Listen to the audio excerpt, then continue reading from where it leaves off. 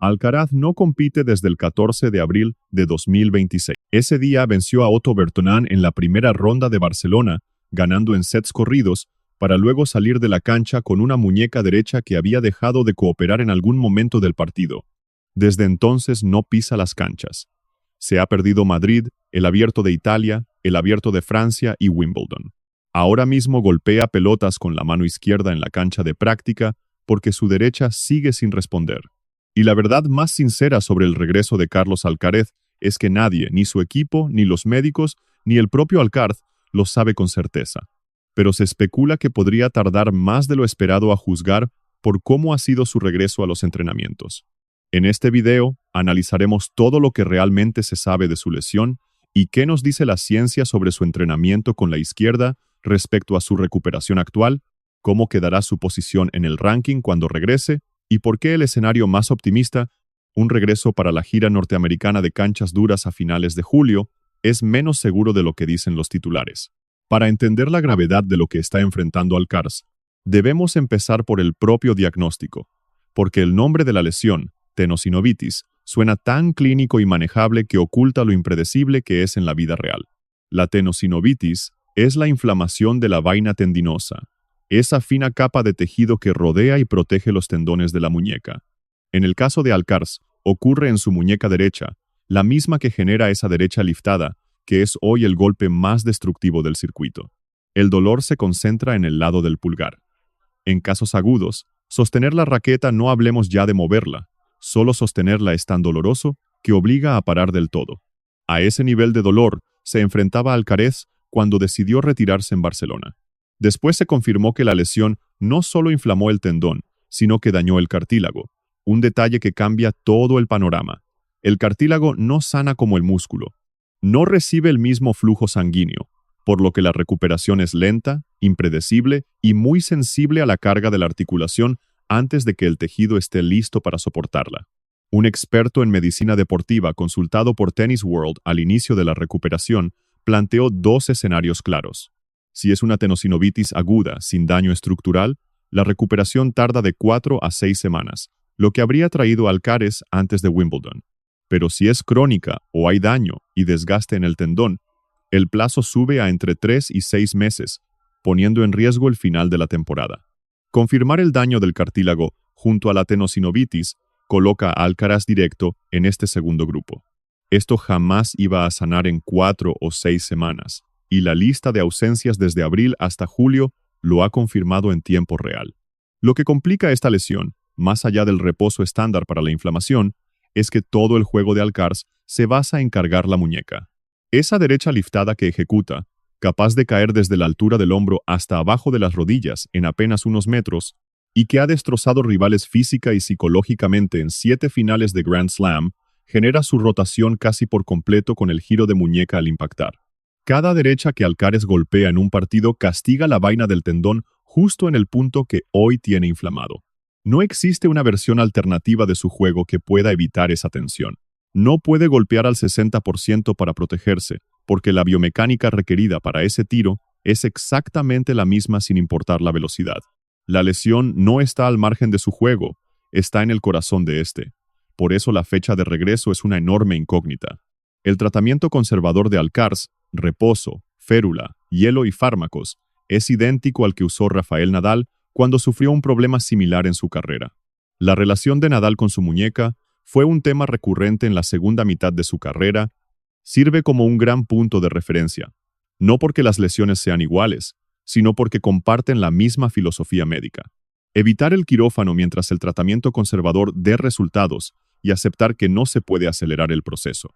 Volver antes de tiempo con un tendón dañado no significa solo un retraso de pocas semanas. El peligro real es la ruptura, y romper un tendón de la muñeca diestra en un tenista que vive de ella ya son palabras mayores. El equipo de Alcaraz lo entiende, por eso bajarse de Wimbledon, perdiéndose 2 Grand Slams seguidos por primera vez desde 2020. Cuando la pandemia detuvo todo se decidió sin dudar. Una vez quedó claro que la muñeca no mejoraba lo bastante rápido. Pero aquí está el detalle que ha captado la atención del tenis mundial esta semana y en el cual se inspira el título de este video, porque revela un dato clave y muy específico sobre el estado real de su recuperación. Alcaraz ha vuelto a entrenar. Compartió imágenes golpeando bolas, moviéndose bien, en plena forma física. Pero lo está haciendo todo con la mano izquierda. Sostiene la raqueta con la izquierda. Mientras, su brazo derecho se mueve a la par simulando el golpe, practicando la mecánica de movimiento, pero sin sujetar nada, sin cargar la muñeca y sin impactar la pelota. Su muñeca derecha aún no soporta el peso de la raqueta, ni hablar de la fuerza de una derecha liftada real. Golpea con la izquierda para que todo lo demás siga activo. El juego de pies, la posición en pista, el rastreo visual y el split step sigan a punto mientras la derecha sana aislada. Esto no es improvisación. Es una estrategia de rehabilitación científica y deliberada llamada educación cruzada. Entender qué hace realmente es clave para analizar sus entrenamientos con la izquierda con realismo, no con optimismo. Es un fenómeno neurofisiológico donde entrenar un miembro genera ganancias medibles de fuerza y coordinación en el lado opuesto no entrenado. El mecanismo funciona mediante vías neuronales, no por adaptación muscular. La corteza motora, las vías corticoespinales y la activación muscular siguen recibiendo estímulos del lado entrenado, transfiriendo parte de esas señales al brazo en reposo. Un estudio de Sports Medicine Open de noviembre de 2025 confirmó que entrenar el miembro sano es una estrategia rentable para atletas lesionados, ya que preserva la función neuromuscular y frena la atrofia típica de un reposo forzado.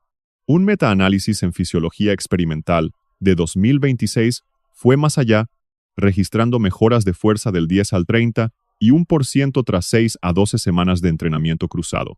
Para Alcaraz, esto significa que entrenar la izquierda mantiene su sistema nervioso activo en movimientos específicos del tenis, como el juego de pies, el procesamiento visual de la bola o el ritmo del golpe, mientras protege su muñeca derecha de cualquier esfuerzo.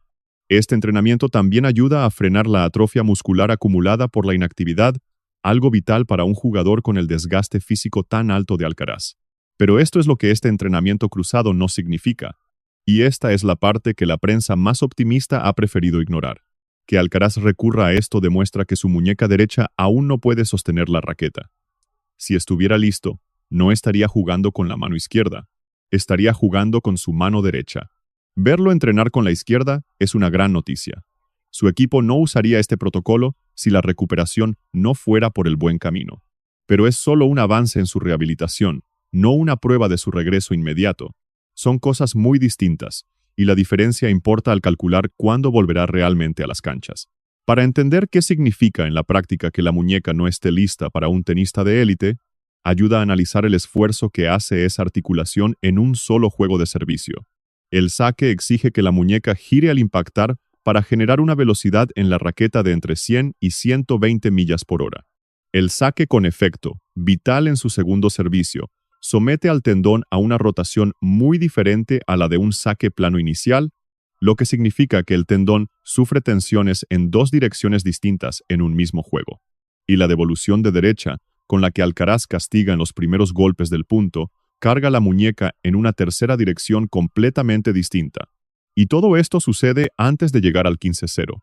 Un partido a 5 sets de Grand Slam le exige a la muñeca soportar este impacto entre 300 y 400 veces.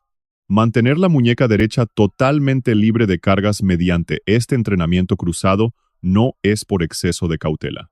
Es una evaluación realista de lo que competir al máximo nivel le exige a esa articulación. Y la distancia entre su estado actual y esa exigencia real es el tramo que su recuperación debe superar. La comparación con Nadal, que tanto repite la prensa española, es muy útil aquí, aunque no del modo simple en que se plantea. Los problemas de muñeca de Nadal al final de su carrera solían gestionarse, no solucionarse por completo. Entrenaba esquivando el dolor, adaptaba su calendario y decidía con pinzas en qué torneos arriesgar y en cuáles descansar. El detalle clave es que Nadal acumulaba años conociendo cómo reaccionaba su muñeca ante el esfuerzo, cuánto volumen de entrenamiento aguantaba antes de inflamarse y cuánto descanso requería tras sufrir una recaída. Con el tiempo, diseñó un sistema propio para convivir con la lesión. Alcaraz, que enfrenta una lesión de muñeca tan grave por primera vez, aún no cuenta con esa experiencia. Su equipo médico analiza al momento cómo responde al tratamiento, qué tan rápido baja la inflamación y cómo tolera el cartílago la vuelta progresiva al esfuerzo. Volver a entrenar al 100% con la derecha es un reto inédito para Alcaraz tras un daño similar, por lo que todavía están recopilando los datos para fijar una fecha de regreso. También hay un factor psicológico del que poco se habla al analizar lesiones deportivas, y merece mencionarse abiertamente. Superar una lesión de muñeca que te impedía sostener la raqueta va mucho más allá de lo físico. La primera vez que Alcaraz suelte una derecha a máxima potencia entrenando. De verdad, a tope, no un tímido 60% para probar la muñeca, va a sentir algo de dolor. Que esa sensación sea dolor, molestia o la ausencia de ambos es lo que decidirá el siguiente paso. Los deportistas que pasan meses protegiendo una lesión se llevan ese recuerdo a sus primeras sesiones de vuelta. Y las respuestas de defensa del cuerpo, ese leve encogimiento o el ajuste inconsciente del golpe para evitar la zona que dolía, no se apagan fácilmente con una simple alta médica. Los psicólogos deportivos que tratan a profesionales lesionados aseguran que volver a confiar plenamente en el cuerpo va muy por detrás de la alta física, semanas en el mejor caso y meses en el peor. Para Alcaraz, cuya derecha no es solo su mejor arma, sino el golpe que define su identidad como tenista, el reto psicológico de volver a pegarle con todo tras 3 meses de proteger la muñeca que lo impulsa no es un asunto menor. La consecuencia práctica de todo esto es fácil de explicar, pero incómoda de aceptar. Lo más pronto que Alcaraz podría entrenar a tope con la derecha es en unas 2 o 3 semanas respecto a su nivel actual con la izquierda. Y el tiempo entre volver a entrenar fuerte y estar listo para un torneo Masters 1000 requiere otras 3 o 4 semanas adicionales. Si calculas ese calendario desde la primera semana de junio, llegarás a finales de julio como el momento más cercano para competir de forma médica y físicamente segura, sin arriesgar la muñeca. Ese es el escenario optimista, y finales de julio coincide con el Abierto de Canadá. El escenario pesimista, que el 55% de probabilidad en las apuestas refleja bien, es que pasar de la izquierda a la derecha tarde más de lo previsto. Que las prácticas intensas revelen que la muñeca no aguanta el ritmo competitivo y el regreso se posponga de Canadá a Cincinnati o incluso después.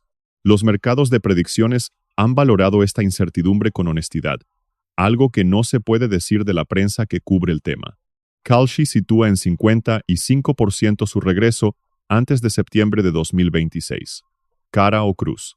Significa que ahora mismo, las probabilidades de que Alcaraz juegue el Abierto de Estados Unidos, torneo que ganó 2 veces y donde defendería título en Nueva York en agosto, están exactamente a la mitad. Su opción de volver antes de octubre es del 71%, lo que implica casi un 30% de que no juegue hasta la gira asiática, en otoño, cuando la temporada de 2026 estará casi acabada para quien intente recortarle distancia a Jannik Sinner en la cima de la clasificación. Y la situación del ranking es la parte de esta historia que casi nadie analiza, ya que las cifras son muy preocupantes para el futuro de Alcaraz en lo que queda de su temporada de 2026. Cuando Alcaraz se lesionó en Barcelona en abril, tenía unos 12.960 puntos en el ranking ATP. Sinner, sin puntos que defender tras su ausencia por dopaje en la gira de tierra de 2025, sumó puntos libremente toda la primavera. En el Abierto de Italia de mayo, Sinner ya dominaba con 14.350 puntos. Los puntos que Alcaraz perdería al no jugar en Roma y Roland Garros, unos 3.000 como campeón defensor, lo bajaron a unos 9.960 puntos. Si Sinner gana Roland Garros y Wimbledon, la brecha entre ambos podría alcanzar los 7.190 puntos. Una distancia así no se reduce solo con un gran torneo en Nueva York y títulos en otoño. Para remontar algo así, Alcaraz tendría que ser prácticamente perfecto en lo que queda de temporada. Y que Sinner tropiece de verdad, algo que para nada está garantizado. El número 1 de fin de año, que Alcaraz amarró en 2025 tras vencer a Sinner en Nueva York, parece imposible para este 2026. Sinner ha ganado 6 títulos de Masters 1000 seguidos durante la ausencia de Alcaraz, completando el Golden Masters, ganando cada torneo Masters 1000 al menos una vez.